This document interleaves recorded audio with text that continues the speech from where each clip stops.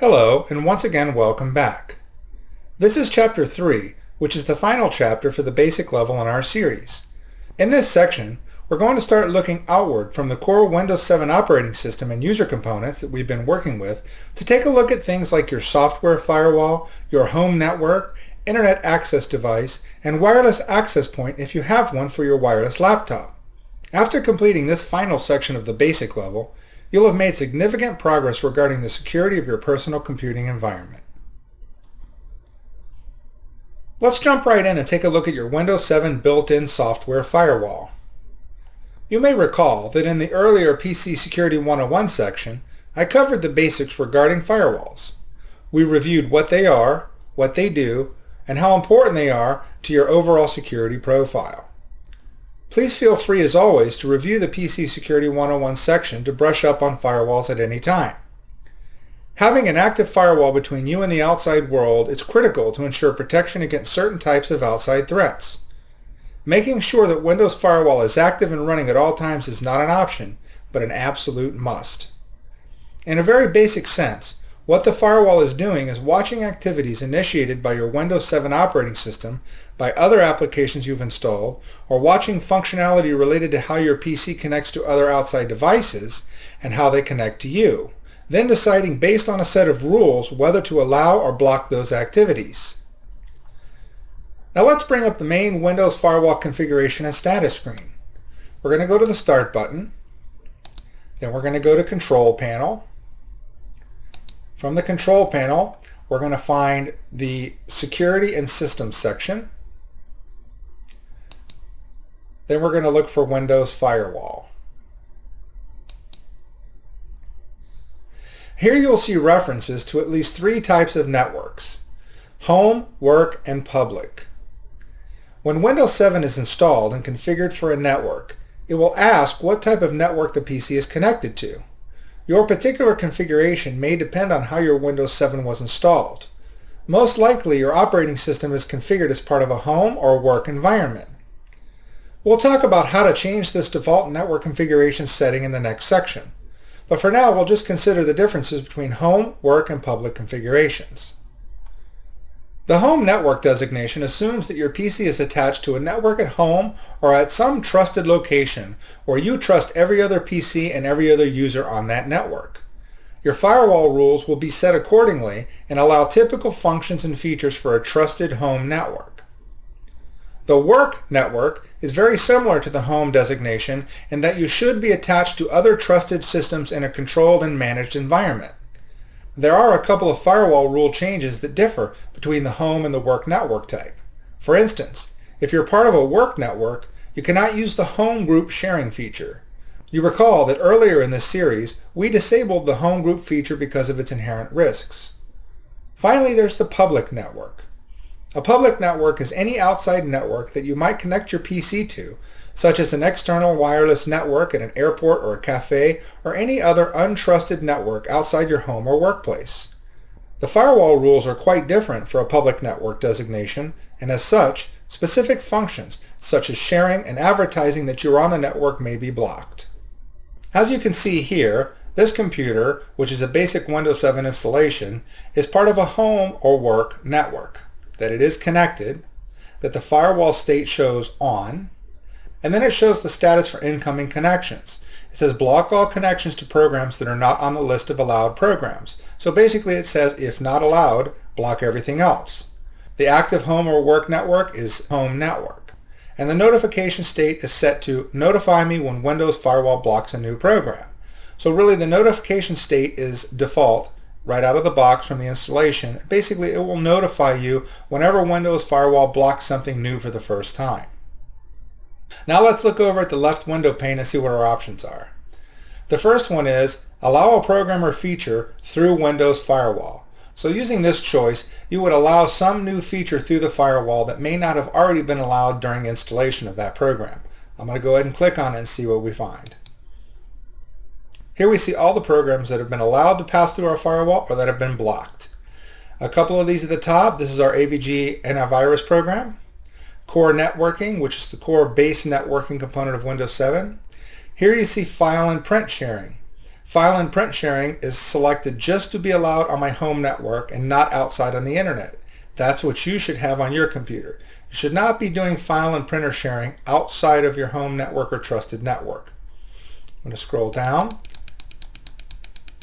You notice that home group is not selected because we shut that service down. We have network discovery. Network discovery, again, is allowed just for our home trusted network and not for the public network on the outside. Okay, if you look a little further down, you see the very familiar remote assistance and remote desktop options. We talked about both of these applications a little earlier in the series. And you'll see that the public network option is turned on for the firewall for both of these. That should never be the case because you don't want remote assistance or remote desktop services to traverse your firewall to the outside public network.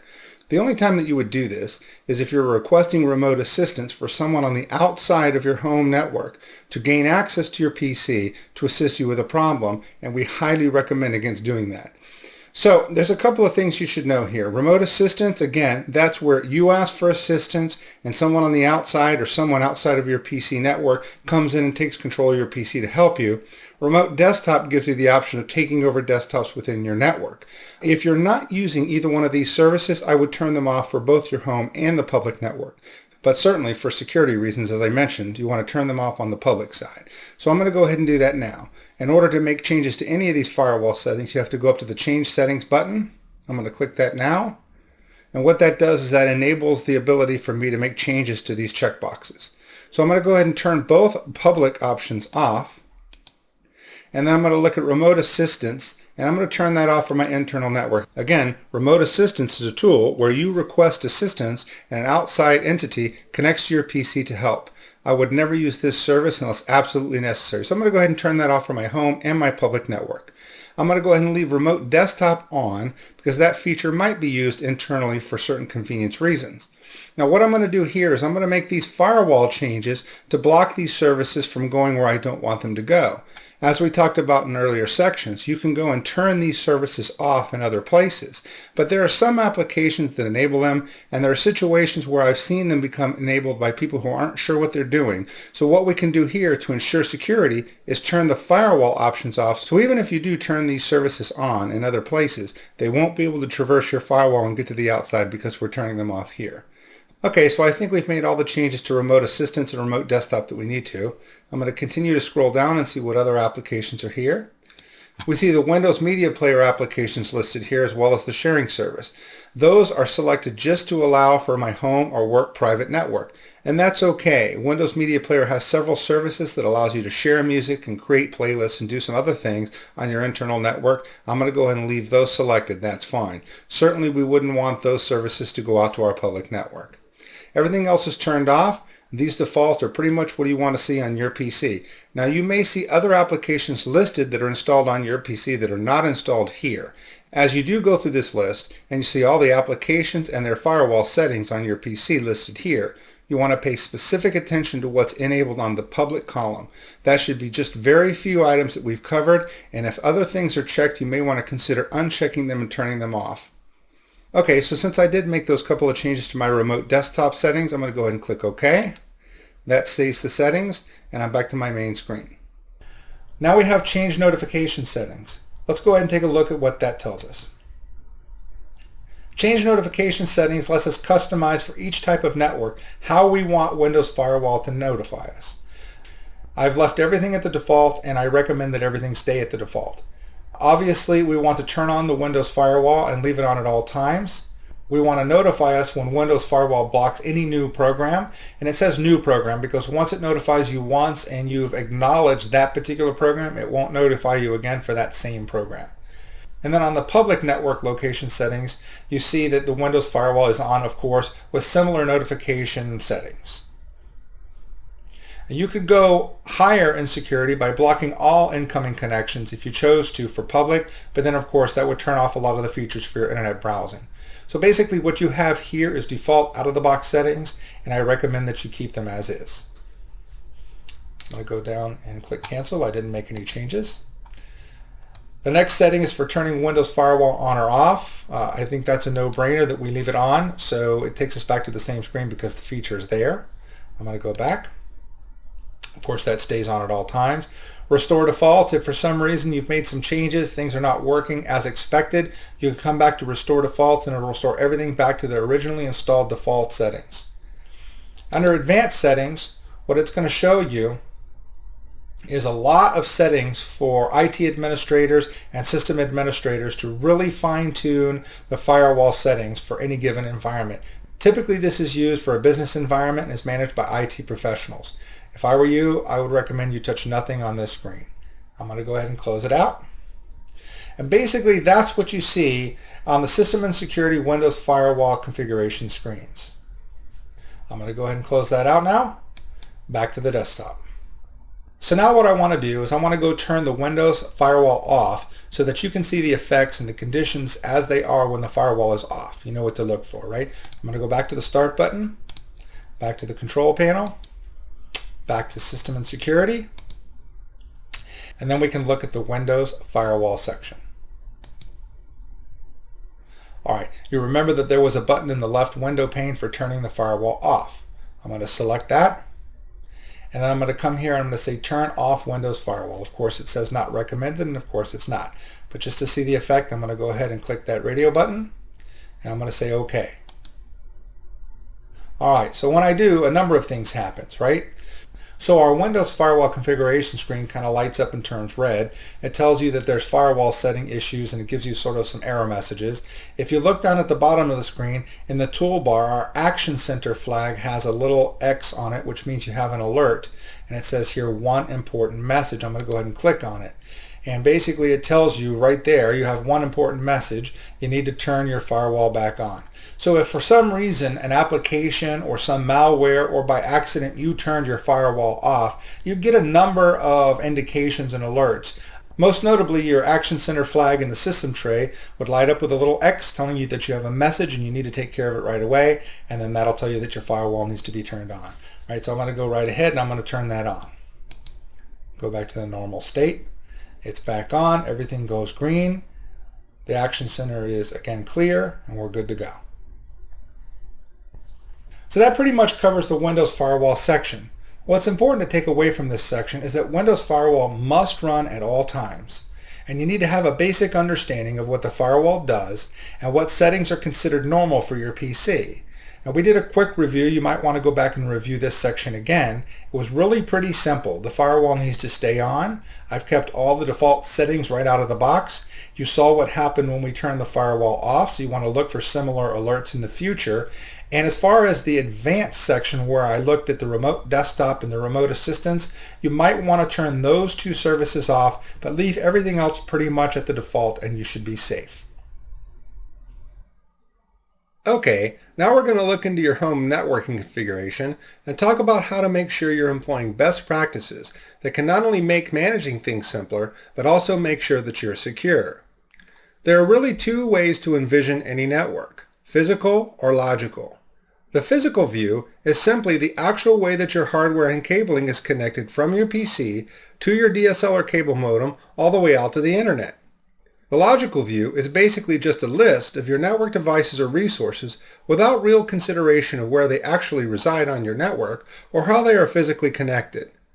Most Windows tools will show you all of the resources on your network, such as printers, other PCs, and other network devices, using a logical view. Understanding physical versus logical network layouts is not really important for this series, but you may often hear references to these two different views, so I wanted to mention them. What is much more important is how Windows figures out what you have on your network that it communicates with. The way that it figures out what you have on your network is by sending out a sort of electronic question and waiting to see what devices respond. Windows contains a huge database of devices and definitions, so it can build this logical picture of your environment based on these question and answer processes. This chit-chat between your Windows 7 PC and other devices is generally known as discovery. You can see in the diagram how on your inside network, all devices are chatting with each other through the physical network connections or by wireless communications if you have a wireless router. In this scenario, all the device names and information about them is moving across the network from device to device due to this discovery process. If you do use a wireless router, as many do, you can see how this internal information could make its way out to the outside world wirelessly. Sometimes Windows will not be aware of a new device that you have installed. That's why the manufacturer of that device will include an installation disk or driver disk that you install first. Then Windows has the information it needs to discover or properly communicate with this new addition. This discovery chatter on your network is automatic, and it makes things much simpler for you as a user. However, network chatter or discovery traffic can have a security downside. The protocol or language that Windows uses to have these conversations can be hijacked and used by the bad guy to gain information or unauthorized access. Also, this chatter sends considerable information about your environment across your network, which could be watched by someone that knew how to. One reason that we covered the need to be careful on how you name your devices in previous sections.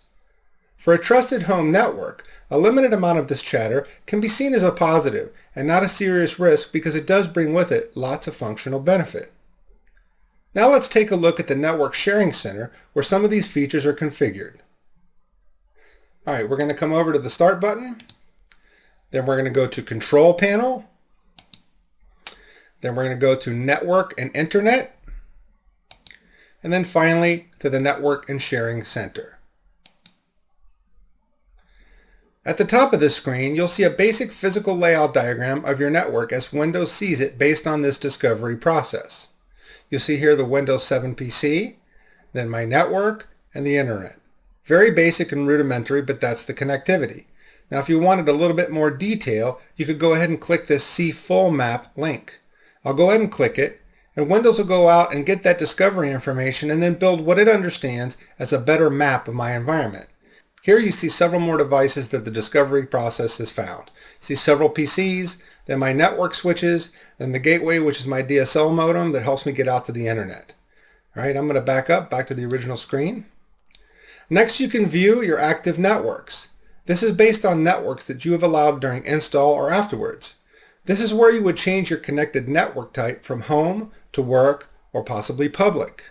In this example, you see my home network and local area connection, which is how I access the internet. If you're not interested in sharing resources between PCs or other network devices, and if you're looking for the highest level of network security, you could change your home or work network designation to public here. But be aware if you do, some applications or services may stop functioning, as they may have been previously installed under the home or work rule set. I consider the home or work rules to be secure and safe, as long as other recommendations made in this series are followed.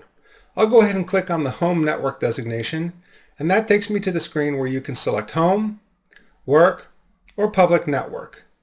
Again, if you choose public network, that gives you the highest security level, but it does cut back on some of the functionality on some of your applications.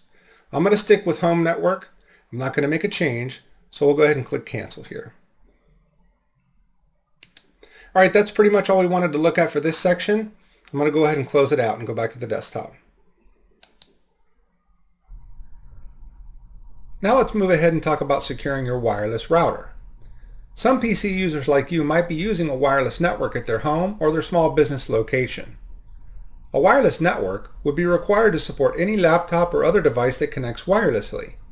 Frankly speaking, wireless networking implemented by a non-technical user can represent the greatest risk to security of your network, your PCs, and the information contained on them. A wireless network requires that you add a wireless access point device to your network. If you're already using wireless, then you're already familiar with these devices. They basically connect to your physical network using a network cable and have an antenna that connects wirelessly to your laptops or other wireless devices. This wireless conversation is broadcast for several hundred feet, so your home network effectively stretches outside of your home or business. If not properly secured, anyone within this broadcast range could hop onto your home network. You may recall that we've covered the basics and the security issues related to this in earlier sections. What I'll be doing first in this section is to review the typical settings for a wireless router that need to be secured. Then I'll step you through securing those critical configuration options on my wireless access point. The make and model of the access point that you are using will differ from my examples, but the concepts are identical, and all wireless router devices on the market will have similar settings. You may need to take a look at your manual or visit your particular manufacturer website and simply search for the items we cover here to find out how to get to the configuration page for each of these options. Actually, in many cases, it will simply require clicking around a bit to find the same settings. As is true when adding security to any system, securing your wireless router will add a few steps to the process whenever you attempt to connect any new device to your wireless network. But the huge security gap that's created by an unsecured wireless router makes it well worth the effort.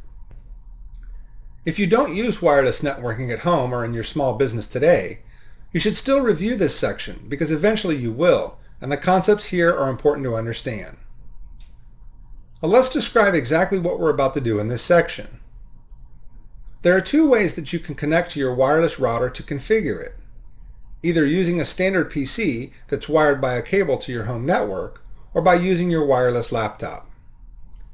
I will be using a standard PC that's wired to the network for this demonstration.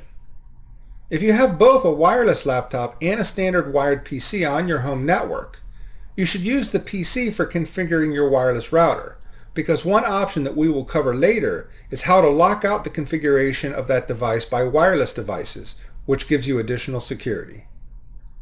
This prevents a bad guy from using the laptop outside of your house to access or change your wireless router configuration. This is the most secure setting. However, if you don't have a PC on your network and you need to use your laptop to configure the router, that's fine. We just won't turn on that lockout feature later on. Just be aware that using the lockout feature so that wireless devices cannot access the router configuration is by far the best choice. These are the areas we'll be focusing on that most affect security for your wireless router. 1. Using HTTPS to connect. 2. The SSID configuration. 3. The security mode. 4. The MAC filter. And 5. General WAN request blocking. I'll describe more about each of these as we move ahead. Here's what you'll need to know before we start. This information will be located in a Getting Started flyer or in the manual for your particular wireless device. 1. We need to know the IP address of the wireless router device. The IP address is the network address assigned to communicate with your wireless access point. All manufacturers have a default address which is pretty easy to find. You may have changed yours from the default during installation. If so, then we need to update and use that address. The address will appear to be something like this, like 192.168.0.1, but it could be something different. 2. We will also have to know the user ID and the password for logging into your access point. Again, there is a default set by the manufacturer that should be documented well in its documentation. If you change the password or user ID since, then we need the credentials that you assigned. 3. We'll need to know the MAC address for every PC, printer, laptop, iPod, Zune, or other wireless device that you want to connect to your wireless router. MAC stands for Media Access Control, and it's a unique number given to every network adapter by the manufacturer. We can use these MAC addresses to lock down your wireless access point by telling it to only allow devices with the MAC addresses that you have specified to connect to it.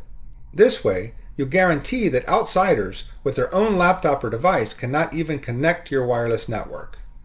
So the goal is for you to generate a list of MAC addresses for every wireless device you own so we can configure the router to allow those devices and only those devices to connect.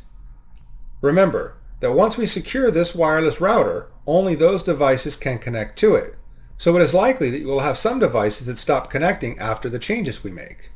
You may have to confirm their MAC addresses are correct or add the new ones that aren't on the list to the wireless router configuration. All new devices will have to be added as well in the future. This is one of the additional steps I talked about earlier. Keep in mind, though, that locking your wireless router down to only accept known MAC address devices is a very solid way to protect your environment. Okay, so now let's review how you can locate the MAC address for your laptop. I'm going to come over to the desktop. I'm going to hit the Start button. Then in the search field, I'm going to type CMD. CMD is for the command line. You'll see CMD come up, which is basically the DOS command line up here. I'm going to select it. When I do, it's going to open up the DOS command line window. From the DOS command line window, I'm going to enter this command, ipconfig space all. That means it's going to give me all of the IP configuration information that it has on my network adapter. I'm going to go ahead and click enter. Now I'm going to kind of scroll back up to the top where we can see what we need to, which is pertinent for this information. So this command gives you a lot of network related information. You need to look for the section, very similar to this one, with a title that says something like Wireless Ethernet Adapter Local Area Connection. You may have more than one network card or network adapter in your system, so you want to find the one that denotes wireless in the name. In that section, you'll find an entry called Physical Address. This is the MAC address for this device. This address will not be all zeros. If it is, you're looking at the wrong place. You'll need to repeat this process and make a list of the MAC addresses for every laptop or device that you want to connect to securely. Now you may have other devices that connect to your wireless network like printers, scanners, iPods, MS Zooms, or lots of other handheld devices. You may need to refer to the documentation for each or do a quick internet search to find out how to locate the MAC address for these non-PC devices. Typically, they'll have a function located under Settings where you can view or print network information. This network information page will list the MAC address for the device. All of these MAC addresses must be part of your list that will add to your router security table configuration. I'm going to go ahead and close that out. Okay, now that we're armed with all the necessary information, we have the IP address to our wireless router. We have the login ID and the password to get into our wireless router. Of course, this here is just an example. It's not the actual password and user ID. And we have the MAC addresses that we're going to configure into the configuration of our wireless router. Of course, here I put some placeholders, but the actual addresses that you use will be different. There are two ways that you can configure your router depending on the manufacturer and the model. Many newer generation routers will come with an intelligent installation software program that will ask just a few questions and then do much of the configuration automatically. Others provide a web-based configuration program that you access using Internet Explorer. If yours includes the automatic software installation, it may also ask you to insert a disk or a USB storage drive after the configuration is complete for saving these new settings so that you can use this saved information to automatically configure your laptops to match. If this is the case for your equipment, then you should still follow along so that you understand the security fundamentals presented and so that you can locate similar settings to ensure that your system is properly secured. For this demonstration, I'll be configuring a Linksys wireless router using Internet Explorer to connect to its web configuration program. This way, I can fully demonstrate each feature as it relates to securing your environment. To properly secure your wireless network, we'll be making significant changes to how your router is configured. I want to take just a second to define how these changes will affect you. Looking at the graphic, what I've done is split the router into two halves. On the left side, we'll consider upcoming changes that affect how you configure your wireless router. And on the right side, we'll look at how these changes will affect how your laptop or other wireless devices connect to and use the router every day. I've mentioned that the preferred method for configuring any wireless router is by using a PC or laptop that's connected using a network cable and not using the wireless connection. Not only is a wired connection more secure, but as we make changes that lock down the wireless side of your environment shown on the right, a wired PC will remain connected, while a wireless PC may drop the connection. If you're using a wireless device to configure your router, any change that you make could potentially interrupt your wireless connection, as the configuration on the router would then no longer match the configuration on the laptop. If you only have the option of a wireless PC to perform these configurations, that's okay, but you need to be aware that problems could arise where you lock yourself out and can no longer connect to your network wirelessly. Remember that one option is to simply take a network cable and connect your wireless laptop directly to a network port on your router, thus gaining direct access so you don't have to worry about dropping the wireless connection throughout this process. If you do choose to use a wireless device for configuring the router, and you find that changes have locked you out from connecting, check your manufacturer's documentation for a reset feature. All of these routers will have a button or other method to reset the device back to its default settings for exactly this reason. If you do become locked out, Simply reset the router and then rerun the configuration changes from the start to get back to where you were. The changes that will affect configuring your router are listed here. They include the HTTPS secure browser access method and the user ID and password that you use to log in. Neither of these will affect the day-to-day use of the router, which is depicted on the right-hand side, but will affect your ability to connect for management of the router. Here I've listed the changes that will directly affect your wireless connections and the day-to-day ability to use the router from any wireless device. Disabling the SSID broadcast should have little effect if you are already connected. Locking down security by MAC addresses and enabling WPA security will cause interruption of your wireless connection. Therefore, with each of these changes, you will have to make the same change on the laptop side to reconnect. After we complete the wireless router configuration section, I will step you through the laptop configuration settings that match. Okay, now that we're armed with all the necessary information, let's run through connecting to and configuring our wireless access point. So to begin the process, I'm going to go ahead and launch my Internet Explorer. In the address bar, we're going to enter the IP address for your wireless router configuration program. Again, this will be found in the Getting Started documentation or manual for your particular model. From my router documentation, I know that by default the IP address is 192.168.1.1. So I'm going to type that into my Internet Explorer address bar and hit go.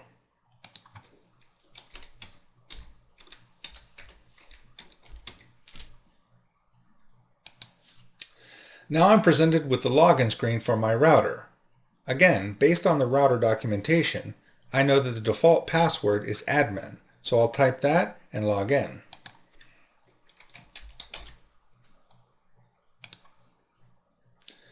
Okay, a successful login lands me on the main menu screen for my router.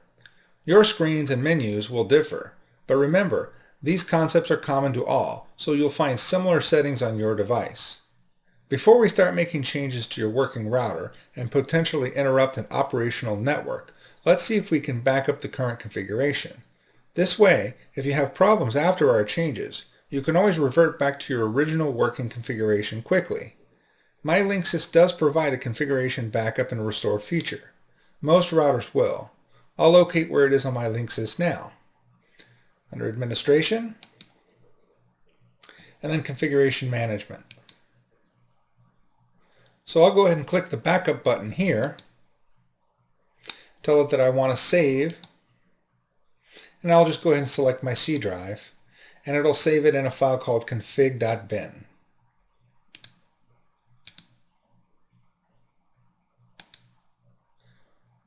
Okay, so now let's finally get started.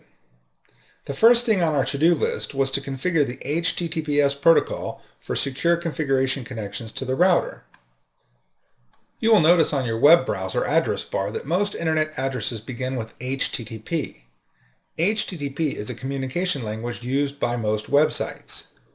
When you're on a secure website, such as a bank or when shopping online, you may notice that the address begins with HTTPS, not HTTP.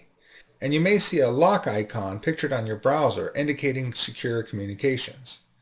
HTTPS is the secure web communication language. The goal here is to configure your router to use HTTPS rather than simple HTTP for all configuration communications. This forces all the information that you're sending to and from your router configuration program to be secure and makes sure that the bad guy cannot intercept your password or other important information as you configure your router.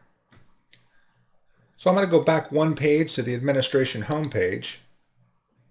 You'll see here that I have the option of selecting HTTP, HTTPS, or both as the access method for communicating with the router configurator. I'm going to enable HTTPS and disable HTTP. It's important to make sure that HTTP is not still an option. Now I'll scroll down to the bottom of the screen and make sure I save these changes. The Linksys program will recognize that I was using HTTP before, and now we're forcing a secure HTTPS connection. so it will knock me off and force me to log back in using the HTTPS secure method. Now I'm going to go ahead and say continue. It's asking me to log in. Now I'm back to the home setup page for my configurator, and you'll notice looking up at the address bar that I'm now running the HTTPS protocol. Next on the to-do list is to change the default login credentials.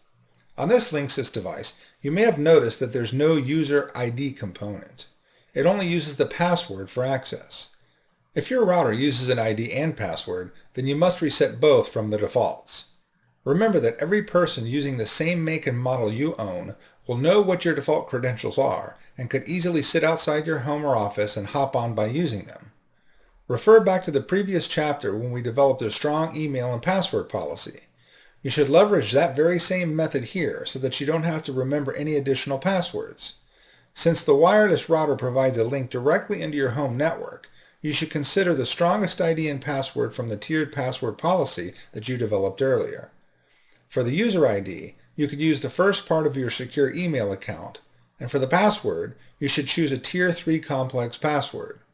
The bottom line is, you need to make it very difficult for anyone to access this device. I'll go ahead and type in a strong replacement password in place of the default now, and make sure to save the changes.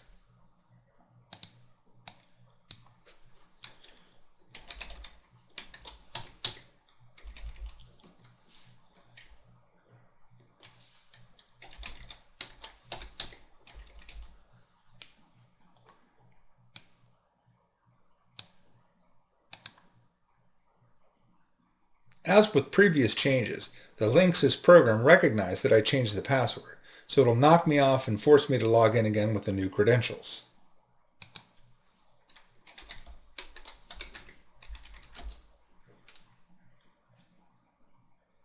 Next, let's take a look at the wireless access web setting.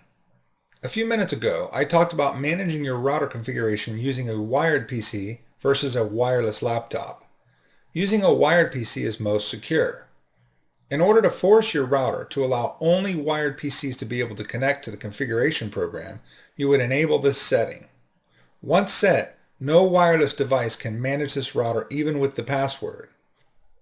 Now you may remember that we covered this concept a few minutes ago in the introduction to this section.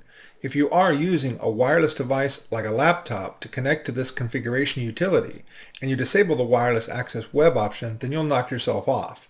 This option is only going to be available if you have a wired PC or if you have a cable between your laptop and this router for doing these configurations. If you're doing this from a wireless laptop, don't disable this feature.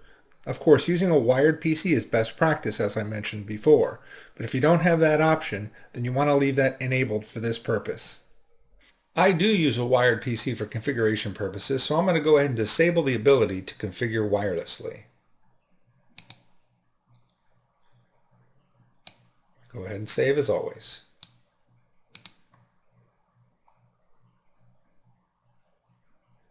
I'm going to scroll down and look at some of the other options that are available. You'll see a feature called Remote Router Access. This gives you the ability to set up your router to be configured from anywhere across the network or across the internet. I strongly recommend that you disable this feature unless absolutely necessary.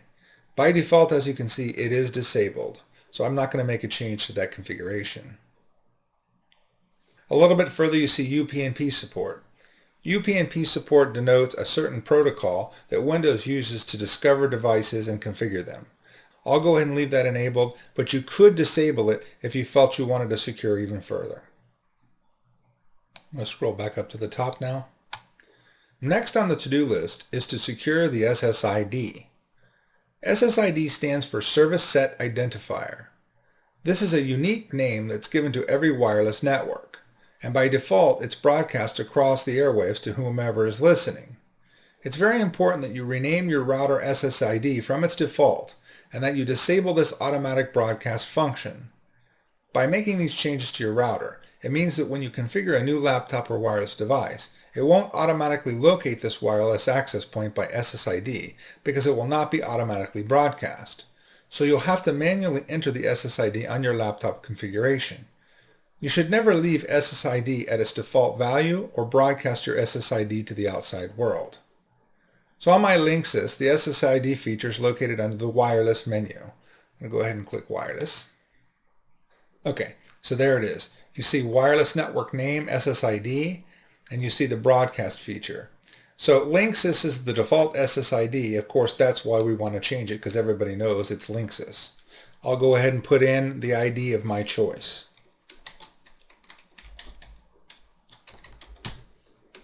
All right, so I'm choosing strong SSID encapsulated with exclamation points. Now I'll move down to wireless SSID broadcast and make sure that we disable that. So we've done two things. We've added a new SSID and we've disabled its broadcast. I'm going to go down and save that. Okay, so that's it for the SSID configurations. Okay, moving on with our to-do list, let's look at our MAC filtering configuration. Now it's time for you to grab your MAC address list that you gathered previously for all your wireless devices so that we can make those configuration changes to your router. Once you have that MAC address list handy, we're ready to go. Let me find the MAC configuration section on my Linksys. It's under Wireless MAC Filter. So the first thing we'll do is enable the MAC address filtering option. You'll notice that when I enable the wireless MAC filter, it pops up a couple of additional configuration choices. I'll go ahead and select the permit option so that only those systems that are on the list are allowed to connect. If I selected prevent, then I allow every other device except for those listed to connect. I'll go ahead and check permit. Now I'll open the MAC filter list. Here is where we will enter all the MAC addresses from your list. And remember, in the future, when you purchase a new wireless device, you'll need to return here and add its MAC address to this same list. I'm going to go ahead and pop in a few of mine for my wireless devices. Okay, so now I've added the two MAC addresses for my laptop and my wireless Zune device. I'm going to go ahead and scroll down and make sure that I save that information. So remember that once I save this information for this option, all of my laptops and other wireless devices that are not on this list would be knocked off of my wireless network until I add them. I'm going to go ahead and close that out. We're finished there. So moving on with our to-do list, let's look into the WAN request blocking options. WAN is an acronym for Wide Area Network, which could include your wireless network and certainly the outside internet. Most access points will allow you to block certain types of requests from the internet that are generally unwanted. I'll locate that page for configuring this option on my Linksys. It's under the Security tab. You'll see that by default, the Block Anonymous Internet Requests, Filter Multicast, and Filter Ident are already selected. As a general rule, it's standard practice to block these types of traffic, and your device may also have them filtered automatically as well.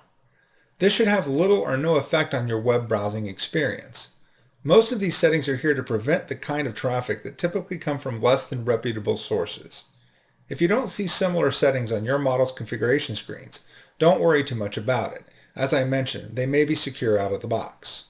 Remember to save changes if you've made any. I didn't make any, so I don't need to save here.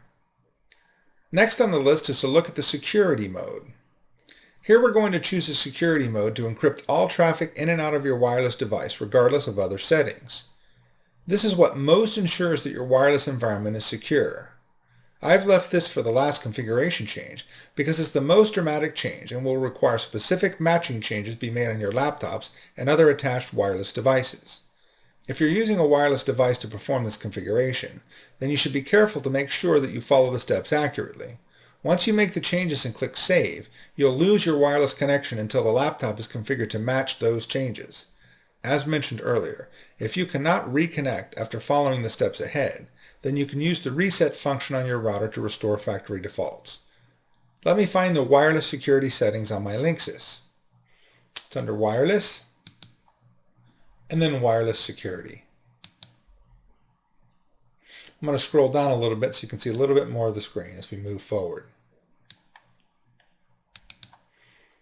Okay, you see wireless security and security mode here. I'm going to drop down the box here and see what options are available. For the security mode, you should choose WPA2. The exact names may differ on other routers, but they will refer to the WPA and WPA2 protocols, which are industry standards. Some computers and/or routers may not support WPA2. If yours does not, or you do not see the WPA2 choice listed, then select WPA. The important thing to remember is that you should use a form of WPA and never WEP. WEP is outdated and no longer considered secure. I'll go ahead and select WPA2 for my security mode. When I select WPA2 for my security mode, you'll notice that the program displays a field that's called the Wpa Shared Key. This shared key will be for the security key that we will use to create the secured wireless network. Every laptop or other device that you want to connect wirelessly will have to be configured using this key as well. My router requires a shared key between 8 and 63 characters of the hex numerical system. This is a standard, so yours will as well. Hex is a system that includes characters 0 through 9 and A to F, so that's 0, 1, 2, 3, 4, 5, 6, 7, 8, 9, and A, B, C, D, E, and F. Of course, the longer the key, the more secure it is. I'm going to go ahead and enter a 25 character long random hex key. Okay, so there it is. So now this will become my new shared key. So what we are telling our routers is, number 1, use the WPA2 method for security, and number 2, encrypt my wireless network traffic using my unique shared key. That's why a long shared key is important. The longer it is, the less likely it is that anyone might be using it or could obtain it to do damage to my system. So up to this point, we've developed an SSID name and a shared key code. And we selected WPA2 as our security to be installed for all wireless devices on my network in the future. To make things easier, for this one-time configuration and install process, you can write down the SSID and shared key code. You will need them to configure your current and future wireless devices. Just don't label it with the terms SSID or shared key and destroy it when your configurations are complete and working. If you forget either of them in the future, you can simply log into the router configuration program using your credentials and find the SSID and shared key. Now that I've made the configuration changes and I've noted the shared key, I'll go ahead and save. Now I'll head back to my main configuration setup page. Okay, well that covers all of the most important and recommended configuration changes that we need to cover regarding your wireless network and wireless router device. You should have noted your SSID and your shared key for upcoming steps to successfully configure your laptop to connect to this now secured environment. Remember that you'll connect using HTTPS if you're using a browser to configure your router, and you'll need your newly created user ID and password to log in. Next, we'll hop onto a wireless Windows laptop and run through configuring it to connect to our new secured router. I'm going to go ahead and close the configuration program now. Today's modern routers will provide software and instructions for automating the installation and configuration of both your router and your wireless PCs. I've talked about these programs in previous sections. Although they're very convenient and it's certainly okay for you to use them for initial installation, the problem they present is that you may not know what choices they made when securing and configuring your router and your laptop. So after this kind of automated installation, you should still run the configuration program and review each of the security points that we cover in this series. If the default automated installation did not properly configure an option or set your security level too low based on my recommendations, I strongly suggest you reconfigure these options as suggested during these demonstrations. Another problem is that most of these automated programs assume that you're connecting a Windows PC to your wireless system. If you're trying to connect a printer or other device such as an iPod, Zune, or wireless PDA, for example, these programs may not be sufficient. You still need to understand the required settings so you can configure these devices manually. There are two standards that are defined in the market for exactly this purpose, to automate the configuration of your wireless network. One is WCN or Windows Connect Now, and another is WPS or Wi-Fi Protected Setup. These are standards that your router would need to support. If it did, then you'd be presented with a CD and a program to install on your wireless PC that would attach to your wireless router and automatically configure things when you purchased your wireless router. Most routers will include a button on the unit that you press to begin the automated configuration process. Again, nothing can replace doing the setup manually and understanding the basics so that you can get around whatever challenge may arise with different scenarios or devices in the future. The next few steps to configure my laptop to match the wireless router settings we just configured will be performed manually, so I can explain each step. Okay, so let's get our wireless laptop connected. As always with Windows, there's more than one way to get to a specific screen or setting, but to stay consistent with the steps we followed in previous sections, I'm going to open the Network Sharing Center from the Control Panel. So I'm going to go Start, then Control Panel, then Network and Internet, and then Network and Sharing Center. From here, I'm going to go over to the left window pane, and I'm going to select Manage Wireless Networks. Okay, so here's the Manage Wireless Networks main screen. You will see listed here the different Windows wireless networks that you've configured. I have none on my list because this is a Windows installation that's fresh out of the box, and I've not configured any wireless networks. You may have a wireless network already configured on your PC if you've already been connected to your wireless router before we secured it. In that case, you'd see it listed here. But since I don't have one and I'm starting from scratch, I'm going to go ahead and click Add. All right, a couple of options we have here is to manually create a network profile or create an ad hoc network. We're going to manually create a network profile. And that brings us to a screen that has some very familiar choices, right? It's asking for my network name, my security type, encryption type, and security key. These are very important options that we've already gone through on the wireless router side, and we've made note of what they are. So on my network name, I'm going to go ahead and type in the network name that we configured the router for in my example, which was ! secure SSID ! I'm going to go ahead and drop down the box for security type, and you see again a very familiar list. We had selected WPA2 Personal as our security type on our router, so I'm going to match that here. You notice that it popped in the AES encryption type by default. That's what we had selected on the router, so that's fine. And then finally, I'm going to move down here to the security key. The security key refers to the 25-character key that we created when we configured the wireless router. I'm going to go ahead and enter that now. Okay, so that's our security key, and it has an option here to hide characters. That's just so you don't see the security key on the screen while you're typing it. Frankly, I find that very difficult. It's a long string, and it's much easier to do if you can see what you're doing. Then there's Start Connection Automatically. I'm going to go ahead and leave that enabled. We want my wireless connection to start every time Windows starts. So next we have the checkbox next to Connect even if the network is not broadcasting. What it means by network not broadcasting is your wireless router broadcasting or not broadcasting the SSID. If you remember in the previous section, we disabled the SSID broadcast for security reasons. So because our wireless network router is not broadcasting the SSID, then we'd need to enable this checkbox so that the workstation will connect even if it doesn't see that SSID being broadcast. Now there is information that's published by Microsoft that says that sophisticated hackers with certain tools can still obtain your SSID even if it's not being broadcast. For the less sophisticated hacker, it won't be broadcast, so it won't be obvious to them.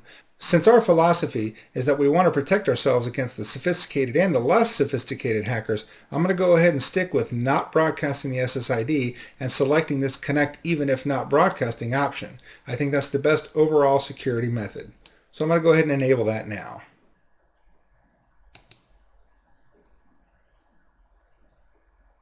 So basically what we've done is we've added all of the information here that we configured on our wireless router so that our security method and our type and our encryption type match.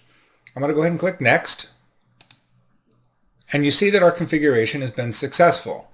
So you see that it's connected to the secure SSID network. I'm going to go ahead and close this out.